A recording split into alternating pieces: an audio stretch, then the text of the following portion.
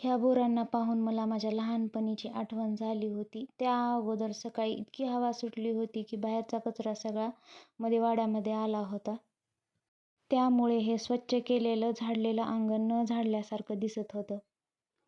सकाळी सकाळी मस्त असं तयार होऊन मी लागले स्वयंपाकाला. सकाळी स्वयंपाक करताना देवाची भक्तिगीते ऐकायला मला खूप आवडतं. इथं मी देवाचं गाणं लावलं होतं, पण काही गाण्यावर कॉपीराईट म्युझिक म्हणून पडतं, म्हणून मी इथे म्यूट केलं होतं.